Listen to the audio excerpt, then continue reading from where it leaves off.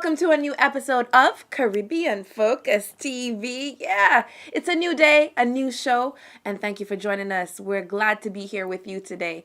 Now, my name is Cherry Garden, and I am here with the beautiful La Belle Martine. How are you today? Sac passe, Caribbean Focus TV viewers. How are you, Sherry? I am doing great. What's the response? Maboule. That's right. That's the right thing. Yes. She's hailing from the beautiful island of Haiti. Myself, I'm from Jamaica.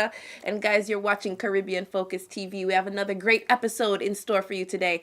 If it is your first time watching the show and joining us here, absolutely watch all of our past and new episodes on our website, caribbeanfocus.tv.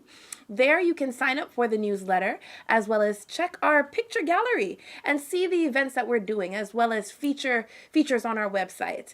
If you have not connected with us on the social media yet, what you waiting on? I don't know. Go to Facebook, YouTube, Instagram, Twitter, type in Caribbean Focus TV and friend us, follow us, like the page, and get it connected. And if you want to contact us, send us comments, suggestions, and want to invite us to your event, please send us an email at caribbeanfocustv@gmail.com. That's right. Yes, viewers. So we have an important show for you today. And what makes it so important is the topic. Today's topic is the producer's issue with Comcast Studio 25 and DeKalb County. Now, on March 31st, 2016, Caribbean Focus TV covered an interview at WCEG Talk Radio with some of the producers of Comcast Studio 25. And regarding the closing of Comcast Studio 25 that was located at 3425 Malone Drive, Chamblee, Georgia. And I believe Caribbean Focus TV shot several shows at that studio and used to air at that location.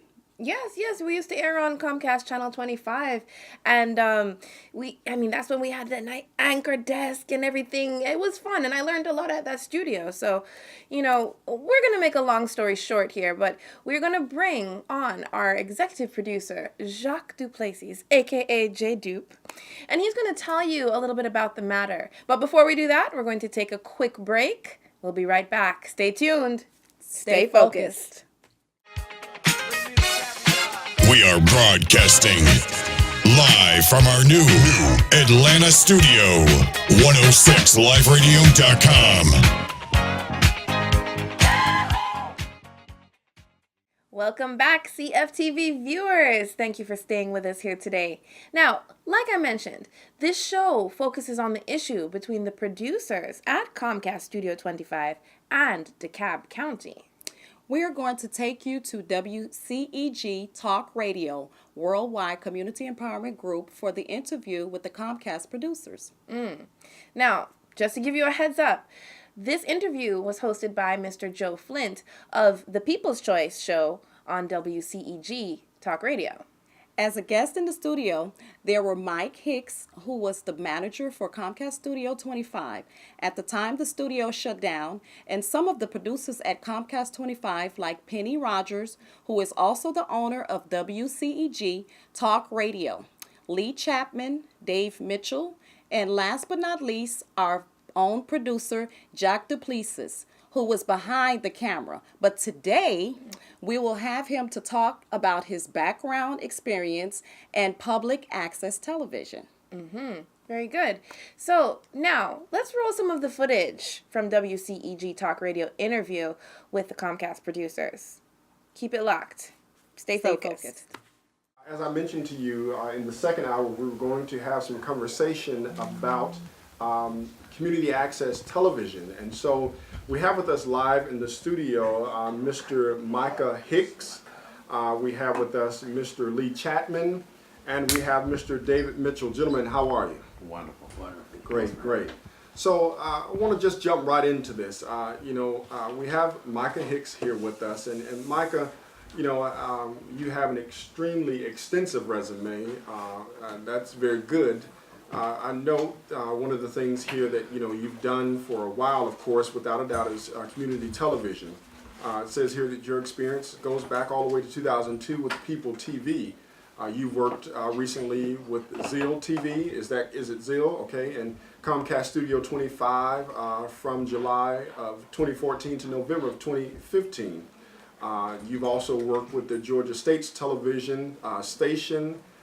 You've done quite a bit of things here. So before we really dive into tonight's topic of public access television, tell us a little bit more about you. Of course, as they tell us in church, unfortunately the people don't have the bulletin here to read your your bio here, but update us on who you are and your purpose. Okay. There you go. So I've been in community television for a number of years, and when I was at Georgia State, it was a wonderful experience. I had a lot of great teachers, and I learned a lot there.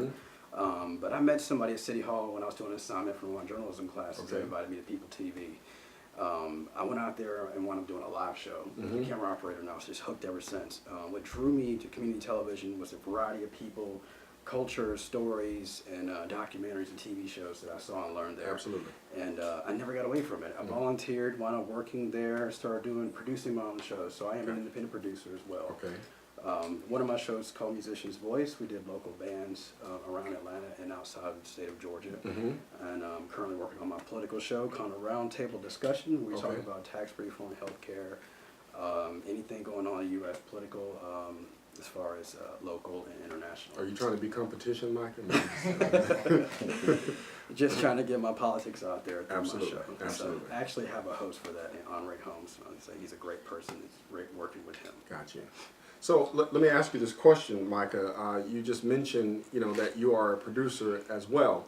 So, there are a lot of people who have a misconception or don't even have a conception of what a producer really does. Can you enlighten us on that? I see it firsthand every day here in the studio with my producer, Penny. But, can you tell us what the behind the scene looks like? Yes. Being a producer on a show is like having a full-time job. Mm-hmm.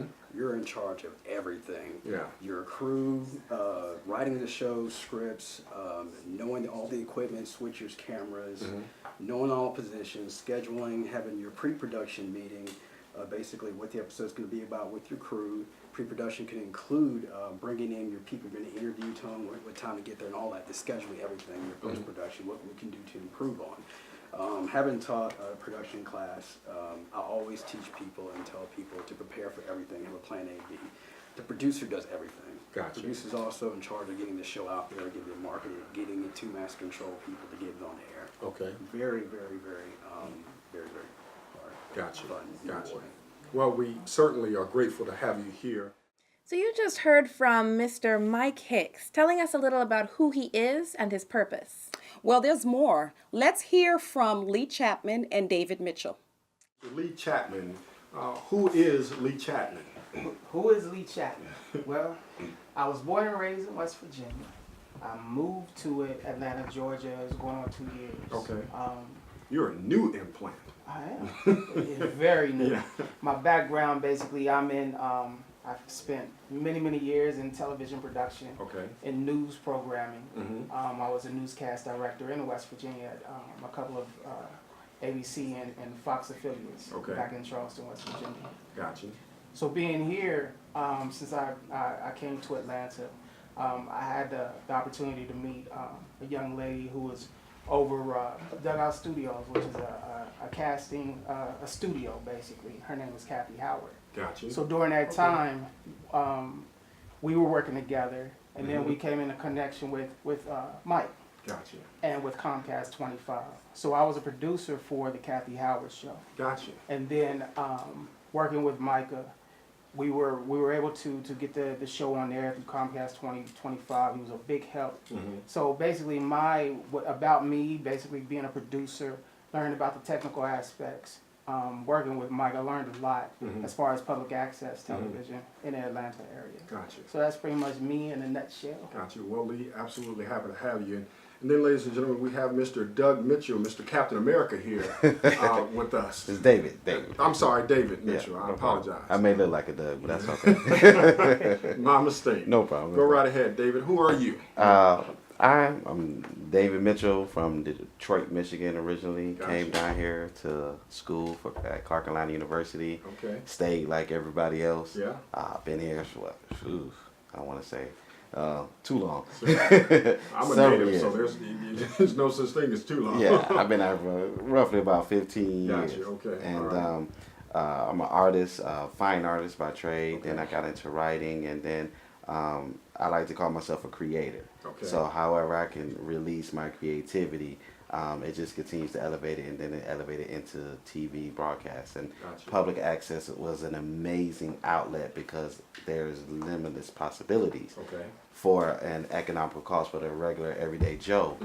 And that's the biggest piece that we can be another what's the right word, another choice Okay. for the regular populace, Gotcha. if they even know that we're there. Gotcha. So that's why this public access is so important, is because the voice of regular independent creators are out there, really willing and ready to give their content to the public. But if there's no platform for us, because the big guys want to keep the door closed Right. and don't want any competition, because the next best thing may be on public access. Got you. So Why is public access television so important to the community? why public access television? Why is public access so important, and how can public access television compete with such large industries of, everybody was rushing home yesterday to watch, what's the show? Empire. So, how can public access compete, or I guess the best way I'll give this. So I served with the NAACP Atlanta branch for 4 years. And the question was always asked, is the NAACP still relevant? Is public access television still relevant? Yes, absolutely. Public access television is still relevant in today's world and always will be, because to me, the voice of the people is always the most important. Okay. We are the ones who vote in our officials. We are the ones that make up the populace. We are here. I don't see it so much as competition with the networks and the powers that be, more so as a shared platform for everyone's voice to be heard. As David was saying earlier, public access, number one, you have to know it exists. You have to know it is there. Yeah. I did a short little documentary on People TV a while ago, and I covered a lot of these things. As far as the most common thing I found is most people didn't even know it was there, it didn't exist.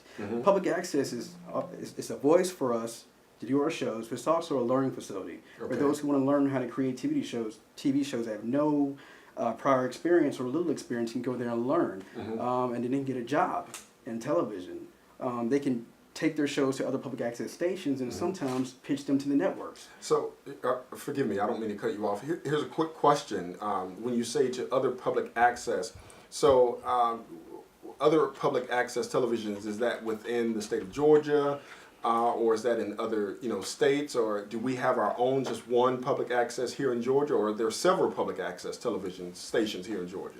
There are several public access stations still up and running all over the U.S. Gotcha. Here in Georgia, we had Comcast 25 Studios that recently closed. Okay. And People TV. Gotcha. And as an independent producer, you can bicycle your show to all these public access stations around the country.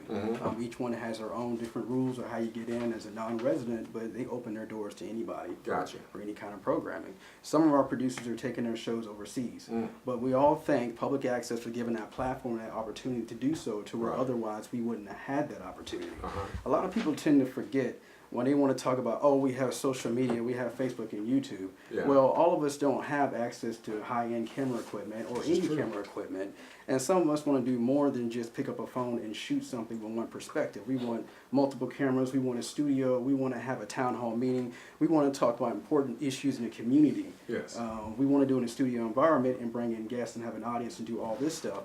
Without public access, we don't have that choice. Gotcha. Why did they decide to get rid of Comcast Studio 25? Comcast Public Access TV 25 or Channel 25 is no more. Why is this? How did this happen?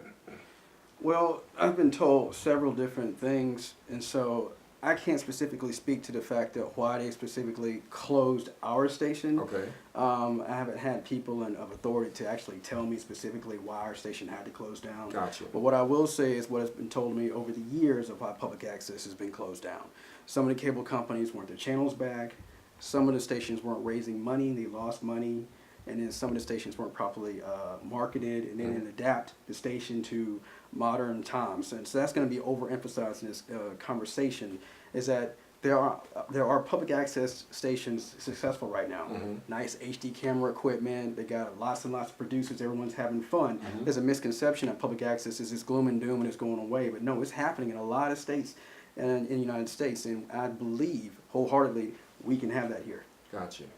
So, please, David. Yeah, I just have to jump in on that because Mike and I talk about this constantly. And the main thing is that they're not providing us as producers quality equipment to give the public what they're used to seeing.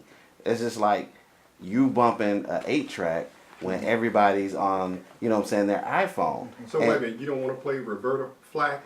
Yeah, with the 8-track in the back? No, I want to play Roberta Flack on my iPod or on my phone or however I'm streaming. Okay. But it's they refuse to update in order to say people don't care, because if it's a problem when you walk into a studio and the most sophisticated piece of technology is your cell phone. Wow. So let me ask you this question. Any of you, please answer it. So when you say they, I say this all the time. I haven't met they or the Joneses yet. I don't know who they are, nor do I know who the Joneses are. So when you say they, can you be a little more specific as to who they is? Oh, we were specifically talking. I thought we were. The caveat was with Comcast 25. No, Okay. Yeah. Okay. Oh, so the people know. Yeah. Yeah. We unfortunately, Comcast 25 that just recently closed, and to my understanding, which we're still trying to figure out why. Welcome back, viewers. I hope you've been paying attention to this issue that is affecting community access television. These producers need your help to win this fight. Please call your local representative and send them an email about this issue. That's right. Now, without further ado, we're going to bring on our executive producer, Mr. Jacques Duplessis. But we're going to take a quick break. We'll be right back. Stay focused. Looking to sell, lease, or buy a home? Do you need to stop a foreclosure? Real estate advisor Courtney McFarland can help. Call 678-313-4831 or visit CourtneyMcFarland.metrobrokers.com. He helped me. He can help you too. 678-313-4831. All right, CFTV viewers, thank you for staying with us.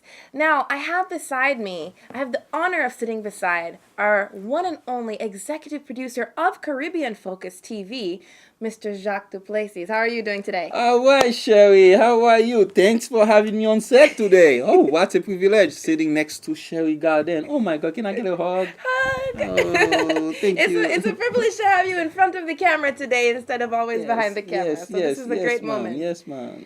So tell us a little bit about your background and how you became involved in television production. Okay, just before I start, I want to say thank you to you guys for watching the show. I hope you guys really like it as much as I like to produce it for you guys. Well, Sherry, to start with my background before I go to how I get into, television production. So, well, basically, I migrated to United States in 1984. To unite with my parents here in Boston, Massachusetts. That's where I started.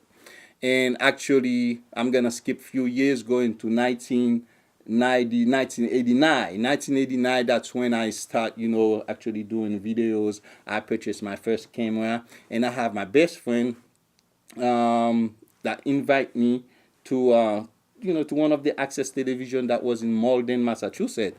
And I went there and seen the people, and I like the studio. I like, how can I be part of it?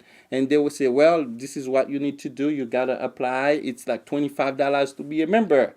Be a member, and then you can learn everything that you want to learn here. If you want to produce your own show, then you produce your own show. I said, really? But my friend already had a show that he wants me to work with him. I said, okay, no problem. Then I start taking courses over there. And I become a producer over there. Basically, I believe the first thing I took was studio. Okay. And then working in studio with my friends, doing a show called Caribbean Voice. And basically from there I move on to another show. I move on to actually Boston, okay, where I take another course at BNN, Boston Network Neighborhood. Yes, and then from there it was so good. So I mean, you gotta like this kind of things, because you need so much money to become a producer, to become a multimedia, carry, to be in that career. So I didn't have the type of money that college was asking to be really a producer. And I think the Access Television really did it for me. You know what I'm saying? So after I took those 2 classes of modern access in BNN, Boston Network Neighborhood, then I went to Boston, Massachusetts, where I moved later on. And I also take classes over there, where I took field production and also editing. Then that's how I start now creating my own show and helping people with other shows, with their shows and stuff like that. And I feel like it was a great thing, and it's a very interesting thing where you really meet a lot of people. You got new friends. It's a nice thing. And basically that's that's my background. So how I started is basically something that was in me since I was really younger, maybe since I was maybe 13, 15 years old. The condition with my parents, with my father, was for me to pass my high school back home to get a camera, because I needed a camera at that time. So I studied so hard, make sure I pass high school. Soon I get my result. I call my dad, I passed high school. He says, okay, next week. What I found in a nice, beautiful box delivered to the house, a Polaroid camera. Oh my gosh. So that's when I start taking pictures. I become a photographer in my area, taking pictures for people. Remember, Polaroid camera was like instant. And they have those flashlight. Every time you take a picture, the bulb went. So you have to replace the bulb. You know what I'm saying? Yes. Oh my goodness. So that's how I started. I have been very fascinated about taking pictures, and stuff. Move over here, and I was like, okay, this is the way I'm gonna go. But at the same time, I wanted to have an other education. So I took computer electronics technician. And after that, I went to Wentworth University, where I get an associate degree in computer information system. And in 2005, I moved here. Actually, 2002, when I moved here for my cousin's wedding, and I fell in love with Georgia, Atlanta. I was like, wow, this is a beautiful state. I have been to Florida, to so many states. I have never wanted to be in one of them. Oh, really? Not even Florida? When I stepped my foot here, I was like, this is my state.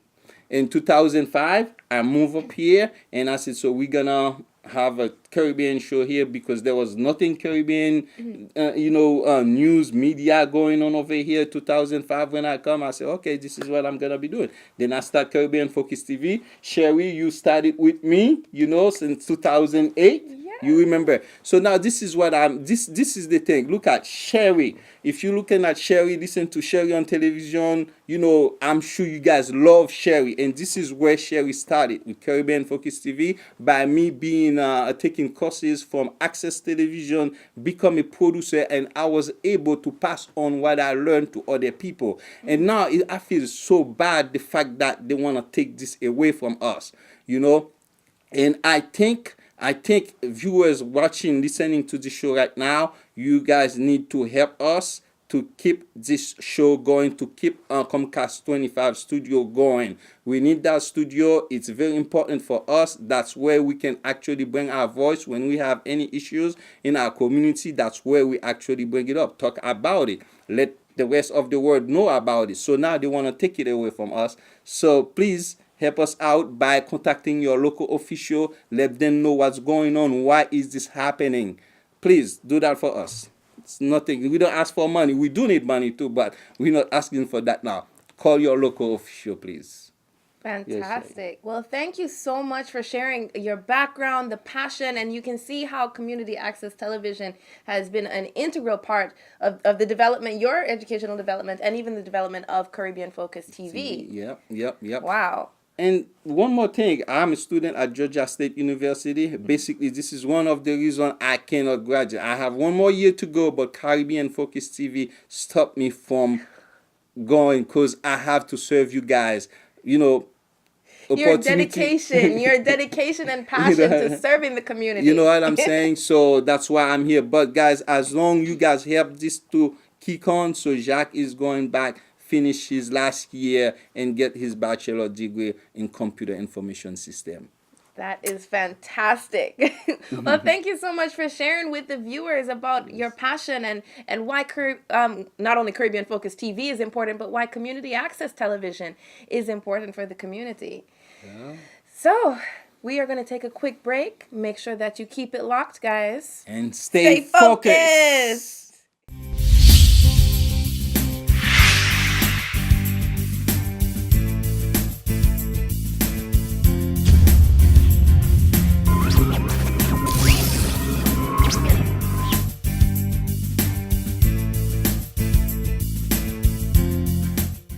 Welcome back, CFTV viewers.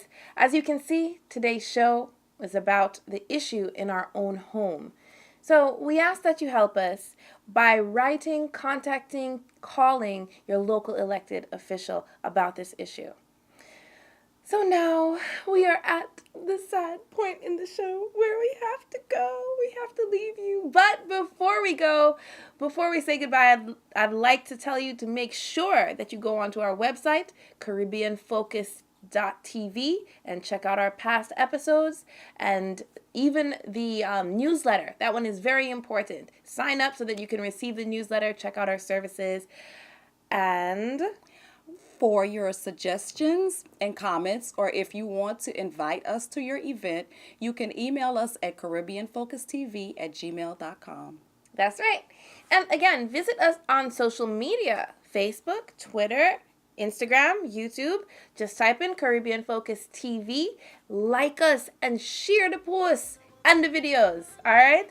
CFTV would like to take this time also to thank our partners, Caribbean American Advancement Foundation and 106 Live Radio. Thank you for your support. Thank you to our sponsors, Live Video Productions, Sound Explosions, Caribbean Association of Georgia, CAG. Thank you for your support. All right, everyone. See you guys next week. Stay tuned and stay focused.